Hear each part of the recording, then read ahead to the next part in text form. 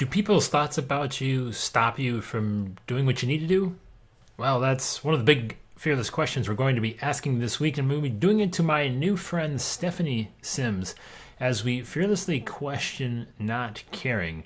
And this is something that my first instinct is to not care. Or not care is a strong word, but I have a tendency to not be all that overly concerned with how other people view me and what they're going to think about what it is that I'm doing or saying. Not in like a mean, I'm going to hurt your feelings kind of way, but in I'm just going to do what I'm going to do. And if you like it, you like it, and you don't, you don't. So as I was talking to Stephanie, and like I said, she's a new friend. We've been getting to know each other over the last couple of weeks here, and a common theme kept coming up. And I was often joking with her, telling her that she's being too nice, and some of the feedback that she was giving me. We were, talking about kind of similar projects that we were working on, and it was just interesting how it kind of kept coming up. And if you're not familiar with Stephanie, you can find her over at financeability.com.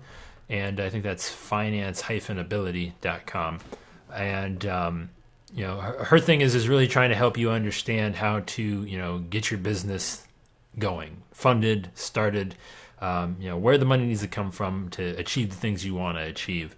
And so, we've been just kind of going off on a whole bunch of different topics, kicked a whole bunch around for the show, and finally settled on not caring. And I want to say that because I think this is something that you probably have a hard time with, especially if you've never had any experience in putting something out there, any type of work as far as, just kind of out in the wild, like, content, whether it's you're writing something or you've created something musically or any type of, kind of creative work to where you've kind of put something together, you're sharing thoughts and opinions, and then you share it with it just kind of openly out there. It's hard. There's a lot of people that just have never done that. I mean, if you're sitting in a job, if you have a cubicle, you just go to work, you do your thing. I mean, if you never, put together any type of creative projects, if you weren't artistic or anything like that, I mean, there's probably no reason for you to share that kind of stuff. And it's not that that's wrong, but just the business world that we're evolving to today is really making that less and less of an option for you. And, it's obviously still a ways away before it gets to everybody, but I would imagine at some point, I mean, this is going to continue to expand and grow until, we hit some sort of bubble and saturation point. But when doing that, you need to be able to put yourself out there and make decisions, not necessarily in a bubble, but with the courage and conviction that, listen, this is what I need to do, this is what I have to do. And I'm not going to really worry about what may or may not happen based on, somebody liking it or not liking it. I can't remember exactly where I heard this, but, and I've heard plenty of people that have, built successful audiences online say this, but the opposite of love is not hate. Now, obviously, we're all striving for love. We want people to like us. We want people to love us. We want people to really just be, freaking jazzed about this thing that we're offering, and I get that. But oftentimes, when you try and please too many people, you end up pleasing none. So you're going to end up with that indifference indirectly, and it's going to ultimately hurt your message and your business and your success. You're not going to be able to find the people you want to find and talk to. And that's going to be kind of my point, where we're going to be coming at this thing from. That's my angle. Stephanie's a little more kind. She's nicer. She wants to, be more inclusive and maybe thoughtful. I don't know. I don't want to put words into her mouth.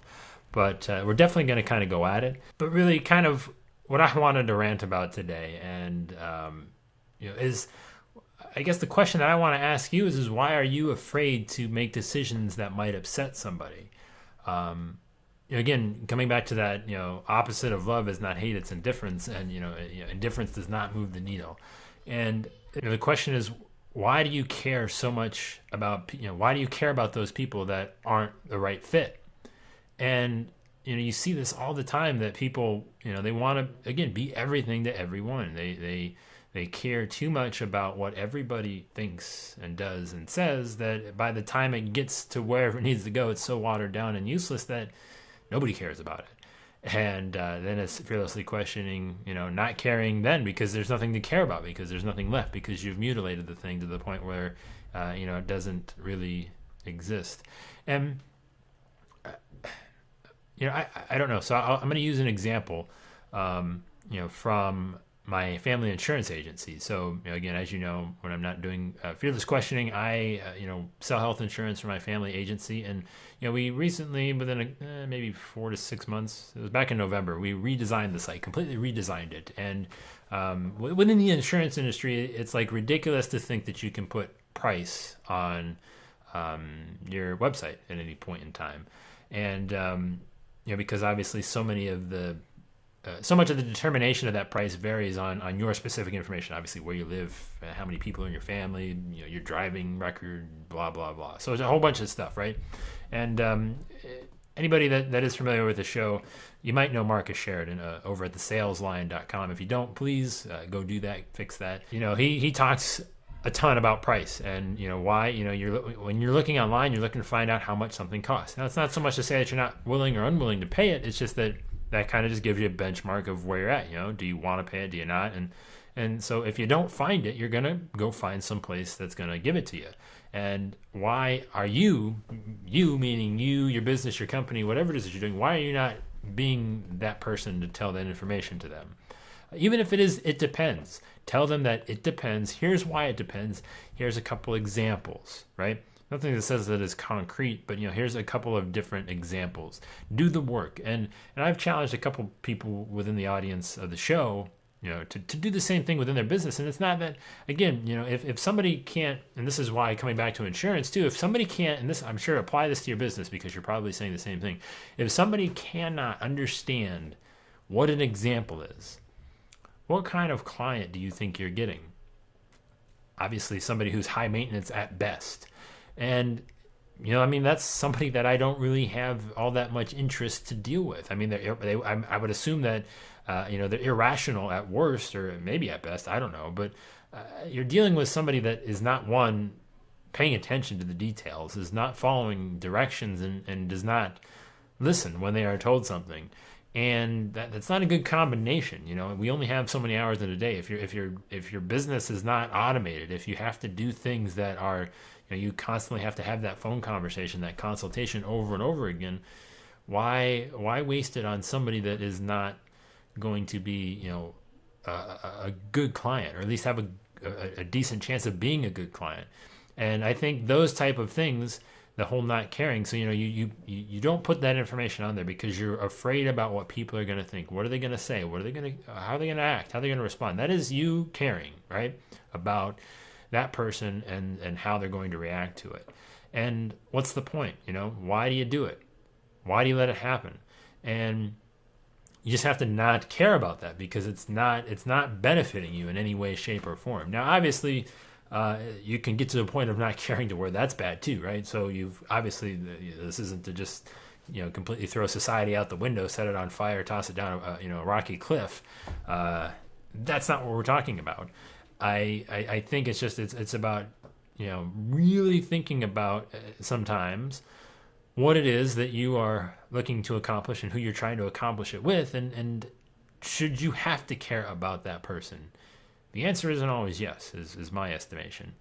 That is what I hope you at least walk away from, at least my rant today. I don't know what we're going to walk away with from the show with Stephanie, but I think this is something that a lot of people struggle with, is that the idea that they obviously want to be well-liked, held in high regard, whatever. And that's fine, you can do that, but you can also do that in a way that, you have to just say, listen, I'm doing this because this is the person that I want to do business with, and if you don't like it, usually if you don't like something, then there's a reason for that. That is not the person that you want to do business with, and you need to be okay with that. I was trying to think. I had a really good example of this. It's escaping me. It's terrible for the show, but it really doesn't get any more difficult than that. And it really doesn't get any more difficult than that. If I guess I'll put it this way. Okay, this is good. So if you found yourself getting upset with a decision a company, a brand that you follow, that you know are a patron of, if you're getting upset with something that they're doing, if you don't like it, then that's a pretty good indication that you maybe might not be their ideal customer. And that's the thing, we always want everything to be for us, when that's not the case. You just might not be the person that they're looking for, and there's nothing wrong with that. You just need to realize it and then find the person that is, or find the company that is, because they're probably out there. And if they're not out there today, they will probably be out there in a couple weeks. I mean, that's the cool thing about it, is that we're just getting to the point where things are getting, you know, kind of segmented and niched and things like that, to where there is probably going to be that person that is a pretty darn good fit for you. But if you find that bigger company, if you find that even smaller company making that decision that upsets you, or that doesn't, you know, fall in line with any part of what, you know, you're trying to do, then there's generally a reason for that, and it's probably for the better. I was just watching a stand-up, Louis C.K. stand-up, hilarious. It was the first one that I think he ever put on Netflix, and I think I watched it before, and I was just kind of doing it to kind of go back and kind of re-examine, you know, just kind of how he viewed it. And I was watching an interview of him talking about, you know, that particular stand-up, and he was doing a joke where, you know, he had just mentioned that he got divorced, and everybody said, "Oh," he said, "Don't do that." He said, "Don't you ought me." He's like, you know, no good marriage has ever ended in divorce. And that's exactly it. I mean, he's got some great truth in that. And just think about that, right? So, like, you're all sad about the divorce, and it's like, yeah, it didn't work out. But guess what? That person is probably a lot happier because they got divorced, and they're no longer stuck in a miserable existence with a person that they, you know, would rather have fly too close to the sun on any given day. You know, that's the type of thing that is how you have to view it. It's like we have this first kind of, you know, initial reaction, this reflex to these things, and that is kind of at the core of it. And I've ranted probably a little too long. I need to close this out. But Stephanie's going to be back, and just keep that in mind. No good marriage ends in divorce, and if you're getting upset at something, that's probably a reason that tells you that, you know, you might not be the person that they're going after, ideally.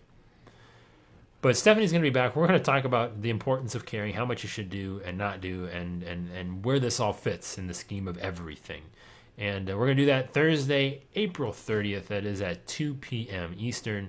Of course, we would love to have you join us. There is going to be a link below here to do that if you want to join us at the event page. That is going to be on Google+. If not, obviously you can always catch us on the podcast. And of course, I am going to ask, because this is important, and I don't know that we're getting enough of these, but head on over to fearlesslyquestioning.com/subscribe, and that's going to get you to a spot where you can rate and review the show. And if you haven't yet, would really appreciate you dropping by, leaving a fearless question of your own. Would be happy to read those questions on the show and start answering them. So feel free, tell us whatever you want to. I don't care, good, bad, indifferent. You can tell us how you don't care about us. I'd be thrilled. But go ahead, fearlesslyquestioning.com/subscribe. So when you get home, if you're listening to this in the car, I know that's probably about 15th on the list of things that you will not do when you get to your office or home. But if you find it in your heart somewhere at some point, and you're just on the site by accident, whatever, just make your way over there, and you can click on the iTunes link or the Stitcher link, and that'll get you over there to the subscribe thing. If you haven't subscribed, obviously subscribe, but then just leave a few of your thoughts there, a few of your fearless questions, and I'd be happy to get to those. I'm gonna go ahead and get out of here, though. We'll be back again April 30th, 2 p.m. Eastern time with Stephanie Sims. I'm Joey Giangola. Take it easy, everybody.